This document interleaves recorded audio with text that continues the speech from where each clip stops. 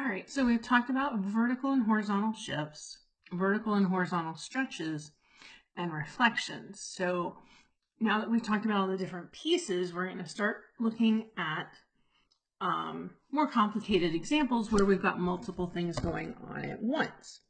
So here, the first question really that we have is, we've got this function f of x equals 3 times x plus 4 quantity squared minus 3.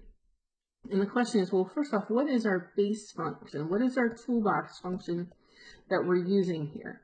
And hopefully you look at this and you say, oh, I've got something squared. So that is going to be x squared.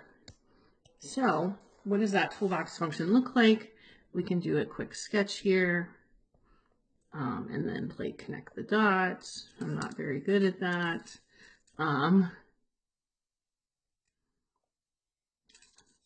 So what changes have been done to this function to get to the one that we have? And it's usually best to work inside out, or basically following PEMDAS. So as far as what the changes have been done. So first is our parentheses. So what's been done first, we're going to say, hey, I've got inside the parentheses, I've got an x plus 4, which is causing a horizontal shift, remember, because it is inside. So this is an inside change to y equals x squared, right? So we're replacing our input. Instead of x, we're using x plus 4. And so this is going to be a horizontal shift. Which way are we going? We're going left 4 units. So we can start off with that. So this is kind of an intermediate step here. We're going to move all of our pieces, all of our points rather, to the left 4 units. So let's see, 1, 2, 3, 4. We're here and here. So now we've got this function, the blue function, which is going to be y equals x plus 4 quantity squared. All right, so what's next? We're going to take care of the 3, right? So that's the multiplication division. So what is that going to do? I'm going to change colors. We'll make it green. So that, since it's an outside change on our x squared function, this is going to be a vertical stretch. So all of our outputs are getting multiplied by 3. Now, of course, our vertex doesn't change, but this 1 is going to get multiplied by 3. So we'll have 3, and our 4 is going to get multiplied by 3. So it's going to be like 12. It's going to be like way up here. And so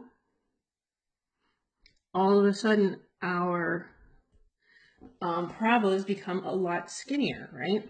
So this is vertical stretch by factor of 3. So we're going to use stretch when it gets like Stretch Armstrong stretched vertically. It's getting narrower or looking narrower. And we're going to use a shrink or compression term if that constant is between 0 and 1. All right, so what's our last thing that we got to take care of? It's the minus 3. So we've talked about the vertical stretch, the horizontal shift, and now we've got our vertical shift. That's going to be down 3 units.